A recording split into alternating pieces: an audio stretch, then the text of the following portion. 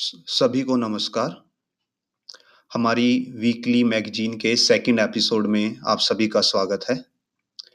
ये हमारा एक छोटा-सा प्रयास है, जिसके द्वारा हम सेंट्रल गवर्नमेंट एम्प्लॉइज़ को रिसेंट वीक में जो भी ऑर्डर्स रिलीज़ हुए हैं वेरियस मिनिस्ट्रीज़ के थ्रू, उनकी जानकारी एक ब्रीफ वे में देते हैं और साथ में वो सभी ऑर्डर्स भी प्रोवाइड करवाते हैं। हमारा लास्ट एपिसोड लास्ट वीक आया था, तो आप जाके वहाँ पे हमारी प्लेलिस्ट के अंदर जाके उसको भी चेकआउट कर सकते हैं। एंड अगर आपको ये सीरीज़ से कुछ हेल्प मिलती है, कुछ इन्फॉर्मेशन मिलती है, कुछ जानकारी मिलती है और आप चाहते हैं कि ऐसी सीरीज़ कंटिन्यू रहे, तो please consider like, share and subscribing. So अब हम हमारी वीडियो स्टार्ट करते हैं और आगे बढ़ते हैं। तो हम हाइलाइट्स से स्टार्ट करते हैं कि हमारी जो आज की वीडियो है, उसके मेजर हाइलाइट्स क्या-क्या हैं। तो हमारे मेजर हाइलाइट्स हैं, सबसे पहला है, जो सेंट्रल गवर्नमेंट के ग्रुप बी एम्प्लॉइज़ हैं, उनके लिए डीओपीटी ने डेपुटेशन गाइडलाइंस को कंबाइंड फॉर्म में जारी किया है, सिंगल पेपर पे, एक सिंगल पीडीएफ में। और ये स्पेसिफिकली हैं जो सेंटर टू स्टेट या यूनियन टेरिटरी डेपुटेशन पे जाना चाहते हैं, उन एम्प्लॉइज़ के लिए। नंबर 2 है, हमारे पास सीजीएचएस के 2 ऑर्डर हैं। पहला रेट रिवीजन के रिगार्डिंग है और दूसरा एक कंबाइंड प्रोसीजर के रिगार्डिंग है, जहाँ पे सीजीएचएस ने एक परफॉर्मा फॉर प्रोसीजर दिया है कि आप अगर कोई सीजीएचएस की सर्विस को अवेल करना चाहते हैं, तो उसमें क्या-क्या स्टेप्स होते हैं। थर्ड, मिनिस्ट्री ऑफ हेल्थ द्वारा रेयर डिसीज़ की एक पॉलिसी है, जिसमें एक रेयर डिसीज़ को ऐड किया गया है, तो उसकी डिटेल्स हैं। उसके अलावा स्मॉल सेविंग स्कीम्स जो ministry of department of expenditure देखता है, जो मिनिस्ट्री ऑफ फाइनेंस के अंडर आता है, उसमें रिवीजन है और उसके अलावा भी कुछ और चीज़ें हैं like recent jobs and other orders. तो हम ये सभी आज डिस्कस करेंगे। तो हम आगे बढ़ते हैं। And before going to next part, please consider like and share and subscribe, because जितना आप लाइक एंड शेयर करेंगे, उतना हमारा चैनल ग्रो करेगा और ये हमें ऐसी वीडियोज़ बनाने की और भी ज़्यादा मोटिवेशन मिलेगा। So going to our first order. First order UPSC की तरफ से है, जो डीओपीटी की वेबसाइट पे अवेलेबल है। अभी इसमें क्या किया गया है दैट यूपीएससी ने आधार वेरिफिकेशन स्टार्ट कर दिया है वॉलंटरी बेसिस पे, कंपलसरी नहीं है। अगर आप देखेंगे तो यहाँ पे मेंशन है दैट ऑन वॉलंटरी बेसिस, किसका, जो कैंडिडेट यूपीएससी के एग्जाम्स देने जा रहे हैं या आगे देंगे इन फ्यूचर, तो उनके लिए वॉलंटरी आधार वेरिफिकेशन यूपीएससी अब स्टार्ट कर दिया गया है। और ये सभी अभी रिसेंट जो यूपीएससी से रिलेटेड एक्टिविटीज़ हुई थी, केसेस हुए थे, जो फेक एग्जाम्स के रिगार्डिंग, तो उनको देखते हुए यूपीएससी ने ये अभी आधार वेरिफिकेशन को स्टार्ट किया है। इसके लिए उन्होंने गैजेट नोटिफिकेशन को जारी किया है। हम अभी नेक्स्ट पे जाते हैं। जो हमारा नेक्स्ट ऑर्डर है आज की वीडियो के लिए, वो है deputation guidelines for central government employees जो कि स्टेट में जाना चाहते हैं या यूनियन टेरिटरी में जाना चाहते हैं। तो हम इसको आपको as a proper order form में शो करते हैं।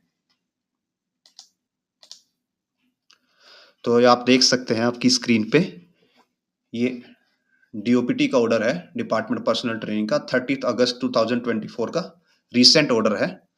तो इसमें जो ग्रुप बी के एम्प्लॉइज हैं और सेंट्रल गवर्नमेंट में वर्क कर रहे हैं और स्टेट में जाना चाहते हैं ऑन डेपुटेशन, तो उनके लिए कंबाइंड गाइडलाइंस को इशू किया गया है। इसमें जो पहली कंडीशन डाली गई है कि जिसको भी डीओपीटी डेपुटेशन पे जाना है और जिस स्टेट में जाना है, उस स्टेट के मिनिस्टर से, ऑनरेबल मिनिस्टर ऑफ स्टेट से परमिशन लेनी होगी। एंड ये सभी एप्लीकेशन आप कब कर सकते हैं, जब आपने अपने सेंट्रल गवर्नमेंट के सर्विस में कम से कम 9 साल की सर्विस को पूरा कर लिया हो। और साथ ही साथ में जो ये आपकी 9 साल की सर्विस है, जब इसको कैलकुलेट किया जाएगा, तो इसको कैलकुलेट करने के लिए 1 जुलाई ऑफ बैच को से आपको कंसीडर किया जाएगा। मीन्स सपोज कीजिए अगर आपने 1 जनवरी 2000 को ज्वाइन किया, तो जब आप डेपुटेशन के लिए अप्लाई करेंगे तो आपका 1 जनवरी 2000 से कंसीडर नहीं किया जाएगा सर्विस को। आपकी सर्विस 1 जुलाई से 2000 से कंसीडर होगी और उसके बाद आपके 9 इयर्स ही उसके बाद आपके 9 इयर्स काउंट होंगे। तो जिन्होंने 1 जुलाई के बाद ज्वाइन किया है, सपोज अगर आपने 2 जुलाई को ज्वाइन किया है तो आपका लगभग 1 साल ऐसे ही काउंट नहीं होगा। आपको नेक्स्ट 1 जुलाई से ही आपकी सर्विस काउंट की जाएगी इस एलिजिबिलिटी के लिए। बट यहाँ पे एक रिलैक्सेशन है 9 इयर्स के टेन्योर में कि अगर आप नॉर्थ ईस्ट में जाना चाहते हैं तो वहाँ पे 9 साल की जगह पे 7 साल सर्विस की एलिजिबिलिटी है कि आप वहाँ पे 7 साल की सर्विस एलिजिबिलिटी के बाद डेपुटेशन पे जा सकते हैं। और साथ में जो स्पाउस ग्राउंड पे जाना चाहते हैं ऑन डेपुटेशन तो उनके लिए 6 साल की गाइडलाइंस है। नॉर्मल एम्प्लॉय के लिए 9 साल की, अगर आप नॉर्थ ईस्ट में जाना चाहते हैं तो 7 इयर्स की सर्विस की रिक्वायरमेंट है और अगर स्पाउस ग्राउंड्स पे जाना चाहते हैं तो 7 इयर्स की गाइडलाइंस है। और जो डेपुटेशन है उसको कंसीडर तभी किया जाएगा जब आप जिस स्टेट में जाना चाहते हैं वहां से आप एनओसी लें और उस एनओसी को अपने ऑफिस में सबमिट करें। जो आपकी ये डेपुटेशन होगी स्टार्टिंग में 3 साल की ही होगी और उसके बाद उसको फर्दर एक्सटेंड किया जा सकता है और एक्सटेंड में कितना 2 मोर इयर्स के लिए। उसके बाद जो आपकी मैक्सिमम डेपुटेशन होगी वो 5 साल की ही हो सकती है इस ऑर्डर के अकॉर्डिंग, 5 साल से ज्यादा की नहीं हो सकती। ये इस जो हमारी लाइन नंबर 6 है यहाँ पे मेंशन है that officer shall be restricted to 5 years. No extension of deputation beyond 5 years shall be allowed. कि 5 साल से ज्यादा की कोई भी डेपुटेशन अलाउ नहीं की जाएगी। और जो एम्प्लॉइज ऑलरेडी डेपुटेशन पे हैं इस ये ऑर्डर को निकलने से पहले उनको ये रिलैक्सेशन दी गई है कि जो उनका डेपुटेशन का टर्म है वो उसको कंप्लीट कर सकते हैं। उसके बाद ये भी मेंशन किया गया है कि जो एम्प्लॉय डेपुटेशन पे जाता है और वापस नहीं आता अपने 5 साल की या जितना भी उसको डेपुटेशन मिला था मैक्सिमम 5 साल, तो उसके जो प्रमोशंस होंगे जो उसके ओरिजिनल ऑफिस में होने थे, पेरेंट ऑफिस में होने थे, तो उन पे भी असर पड़ेगा। ये एडवर्स नोटिस लिया जाएगा।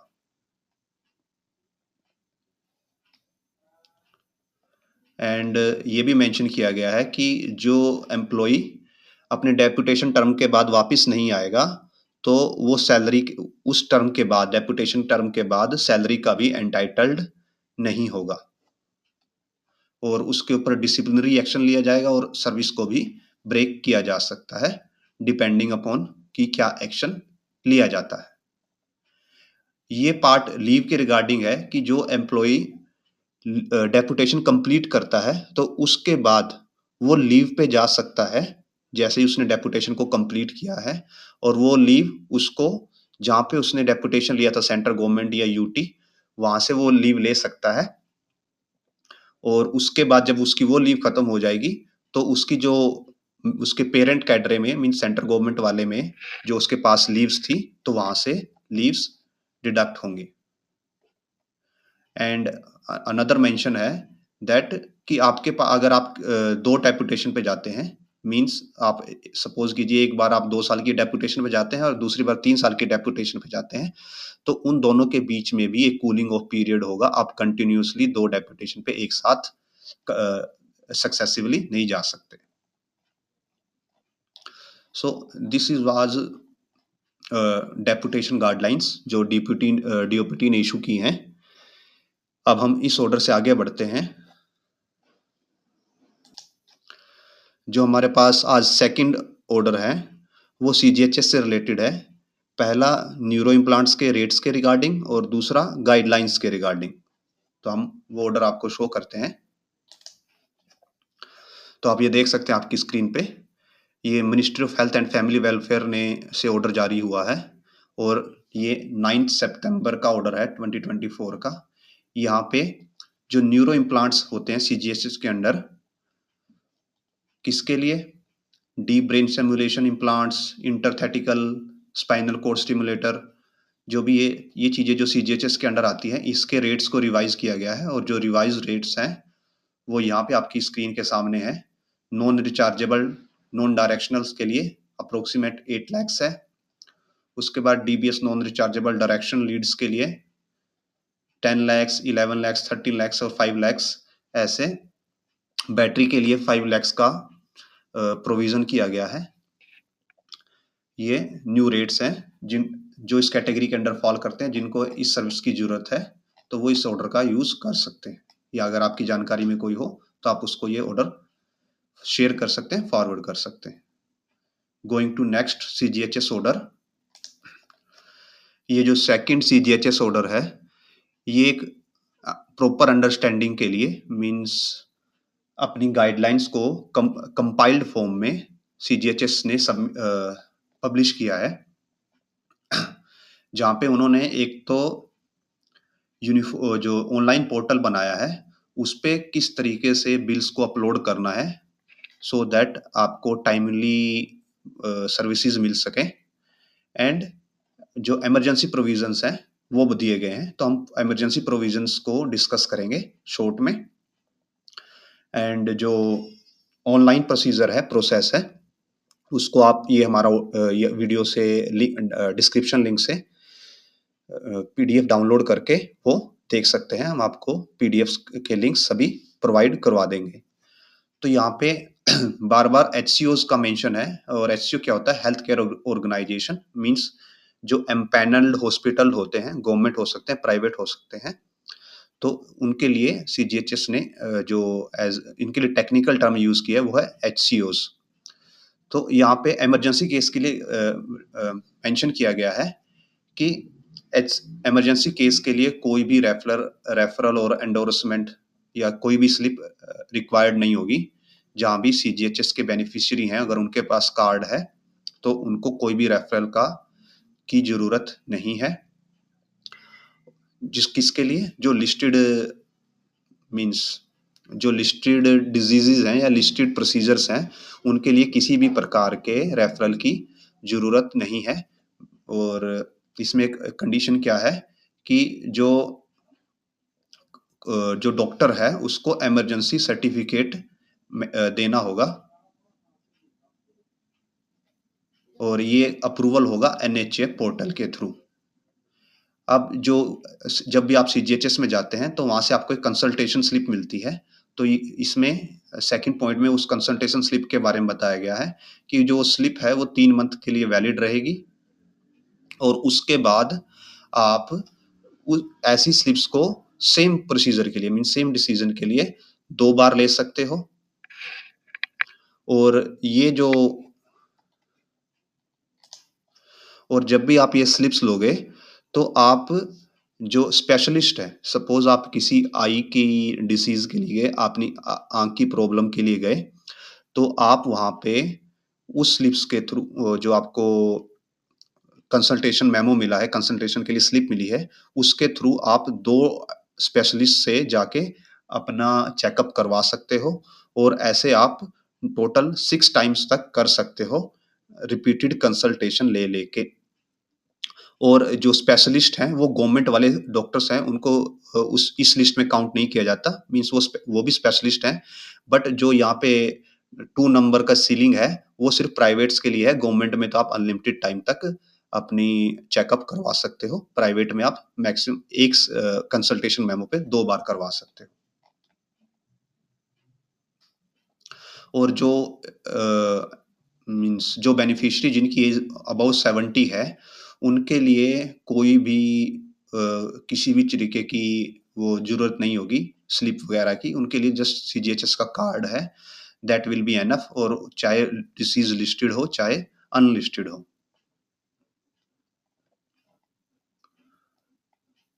और ये एक लिस्ट दी गई है कि जिनके लिए रिपीटेड रेफरल की ज़रूरत नहीं है। मीन्स अगर आपने एक बार रेफरल ले लिया इनके लिए, तो इनके लिए बार-बार रेफरल की ज़रूरत नहीं होगी। जैसे ये हार्ट रिलेटेड डिज़ीज़ हैं, ब्रेन रिलेटेड डिज़ीज़ हैं, कैंसर है, ऑटोइम्यून डिसीजर है और न्यूरोलॉजिकल डिसऑर्डर्स है। इनके लिए आपको बार-बार सीजीएचएस से एंडोर्समेंट स्लिप या चेकिंग की स्लिप की ज़रूरत नहीं होगी, जो हमने बताया जो 3 मंथ के लिए वैलिड है। ये आप एक बार लेके भी बार-बार आपका एप्लीकेबल होगा। उसके बाद ये उन्होंने ऑनलाइन प्रोसेस दिया है वेबसाइट पे, जो उन्होंने एक पोर्टल बनाया है। ये पोर्टल की डिटेल्स के लिए आप हमारी वीडियो के डिस्क्रिप्शन से पीडीएफ को डाउनलोड कर सकते हैं और वहाँ पे आपको ये स्टेप बाय स्टेप प्रोसीजर मिल जाएगा। अभी हम नेक्स्ट ऑर्डर की तरफ बढ़ते हैं। जो थर्ड ऑर्डर है वो मिनिस्ट्री ऑफ हेल्थ ने जारी किया है और वो रेयर डिसीजेस के बारे में है। आपको हम ऑर्डर शो करते हैं। तो ये आपकी स्क्रीन पे ऑर्डर है। ये ministry of health and family welfare ने जारी किया है और 9/7/2024 का ऑर्डर है और इसमें मेंशन किया गया है दैट कि एक डिसीज है जिसको बोला जाता है प्राइमरी हाइपरऑक्सीलेरिया और इसमें ट्रांसप्लांट्स को रेयर डिसीज के अंदर इंक्लूड किया गया है। ये वो डिसीज है, इसके अंदर क्या होता है दैट कि जो आपके किडनी स्टोन्स हैं वो बार-बार किडनी स्टोन बनते रहते हैं बिकॉज़ इसमें आपकी बॉडी हद से ज़्यादा ऑक्सलेट बनाती है। तो इसके सिम्पटम्स होते हैं कि आपको अर्ली एज में ही kidney kidney stone disease start हो जाती है। तो इसको गवर्नमेंट ऑफ इंडिया ने रेयर डिसीज पॉलिसी के अंडर इंक्लूड कर लिया है। अब जो रेयर डिसीज पॉलिसी है गवर्नमेंट ऑफ इंडिया की, इसमें government of India specially 50 lakhs up to 50 lakhs पर पेशेंट अलग से मीन्स अलग से फंड रखती है पर पेशेंट और इसके कुछ सेंटर्स हैं जिनको सेंटर ऑफ एक्सीलेंस बोला जाता है, वहाँ पे इनका इलाज होता है। हम आपको सेंटर की लिस्ट भी शो करते हैं। ये जो सेंटर की लिस्ट है, जो रेयर डिसीज के अंदर सेंटर ऑफ एक्सीलेंस है, ये है एम्स दिल्ली, मौलाना आज़ाद मेडिकल कॉलेज दिल्ली, लखनऊ में Sanjay Gandhi post graduate institute है, चंडीगढ़ की पीजीआई है, मुंबई का किंग एडवर्ड मेडिकल हॉस्पिटल है, हैदराबाद का सेंटर फॉर डीएनए फिंगरप्रिंटिंग है, कोलकाता से है, बेंगलुरु से, चेन्नई, जोधपुर, भोपाल से भी है। तो ये सभी सेंटर ऑफ एक्सीलेंस है रेयर डिसीजेस के लिए और ये प्रेस रिलीज है 30 अगस्त की है 2024 की और ये आपको पीआईबी पे मिल जाएगी, प्रेस इंफॉर्मेशन ब्यूरो पे। और यहाँ पे अप टू 50 लाख पर पेशेंट का जो ट्रीटमेंट है उसके लिए गवर्नमेंट ने अप्रूवल किया हुआ है। तो अगर आपकी जानकारी में ऐसा कोई पर्सन है जिनको इसकी ज़रूरत है तो आप उनको रेफरल दे सकते हैं। और इसमें हमने यहाँ पे डिसीजेस की लिस्ट भी है इस पीडीएफ के अंदर। इसको 3 ग्रुप में क्लासिफाई किया गया है और इसके अंदर सभी ऑस्टियोपोरोसिस जैसे जो हड्डियों की बीमारी होती है जो ओल्ड एज में होती है, तो इसके अंदर उनको इंक्लूड किया गया है। आप ये सभी डिटेल्स हमारे डिस्क्रिप्शन से डाउनलोड कर सकते हैं। और ये लास्ट में जो प्राइमरी हाइपरॉक्सिया जिसकी हम अभी बात कर रहे थे, ये आया है। अभी हम नेक्स्ट ऑर्डर की तरफ मूव करते हैं। जो हमारा नेक्स्ट ऑर्डर है वो है जो सेंट्रल गवर्नमेंट के एम्प्लॉई हैं वो CGEIS में कंट्रीब्यूशन करते हैं मंथली बेसिस पे। तो उसके लिए जो इंटरेस्ट रेट्स हैं गवर्नमेंट्स वो जारी करती रहती है 3 मंथ्स 4 मंथ्स के पीरियड पे। तो वो गवर्नमेंट ऑफ इंडिया ने जारी किए हैं। उसका ऑर्डर, उसकी डिटेल्स हम आपको शो करते हैं। तो आप ये देख सकते हैं, ये ऑर्डर 2 सितंबर का है और डिपार्टमेंट ऑफ एक्सपेंडिचर ने इसको इशू किया है। इसमें जो इंटरेस्ट रेट दिया गया है 17 मीन्स 7th मंथ की फर्स्ट डेट से 1 जुलाई से और ये अप टू 30 सितंबर तक का जो रेट है वो इंटरेस्ट रेट 7.1% का मिलेगा जो क्वार्टरली कंपाउंड होता है। और इसमें टेबल भी दी गई है एक कि अगर आपने इस साल में इतने रुपए का कंट्रीब्यूशन किया तो आपके कितने रुपए बन जाएंगे। जैसे जो अभी के एम्प्लॉयज हैं उनके पास ये वाली टेबल एप्लीकेबल होगी। सपोज कीजिए आपने 2020 में ज्वाइन किया है और आप 15 रुपये कंट्रीब्यूट कर रहे हैं पर ईयर। तो आपको आज के दिन, अगर आप सपोज कीजिए आपने 2020 में ज्वाइन किया और आप 15 रुपये पर दिन से पर महीने से कंट्रीब्यूट कर रहे हैं, तो आज आपके अकाउंट में 594 रुपीस अप्रोक्सीमेटली हो जाएंगे। एक्चुअली जो सेंट्रल गवर्नमेंट के एम्प्लॉई हैं वो मोर देन 15 कंट्रीब्यूट करते हैं, अराउंड 60-70 रुपये कंट्रीब्यूट करते हैं। तो आप इसको ये 15 के हिसाब से टेबल है, तो आप इसको मल्टीप्लाई 4 कर सकते हैं, तो आज के हिसाब से आपका कंट्रीब्यूशन हो जाएगा। और ये इंटरेस्ट रेट्स की लिस्ट भी दी गई है कि जैसे 82 में 10% का इंटरेस्ट मिलता था, 87 टू 2000 तक 12% का इंटरेस्ट रेट मिला है, उसके बाद इंटरेस्ट रेट गिरता गया है और अभी ये 7.1% पे फिक्स है। 2020 में 7.9 मिल रहा था। अभी हम आगे बढ़ते हैं। तो ये हमारा लास्ट पार्ट है इस वीडियो का और यहाँ पे हम ऑन गोइंग जॉब नोटिफिकेशन की बात करते हैं। और यहाँ पे हमारे पास एक लास्ट ही है, एक ही है अब की बार, जो कि मिनिस्ट्री ऑफ रेलवेज की तरफ से आया है। इसमें टिकट सुपरवाइजर और गुड ट्रेन मैनेजर, टाइपिस्ट और सीनियर क्लर्क्स की वैकेंसीज निकली हैं, जो कि लेवल 5 एंड लेवल 6 की वैकेंसीज हैं। तो और टोटल नंबर 8113 है। सो इफ अगर आप एलिजिबल हैं और आप स्विच करना चाहते हैं, यहाँ पे जाना चाहते हैं, तो आप अप्लाई कर सकते हैं। स्टार्टिंग डेट होगी 14 सितंबर। एंड एट लास्ट, अगर आपको हमारी वीडियो पसंद आई हो, आपको इससे कोई जानकारी मिली हो, तो please consider like, share and subscribe. Thank you. अगली वीडियो में अगले वीक हम फिर से आपके सामने नए ऑर्डर्स और बाकी की जानकारी लेके आएंगे।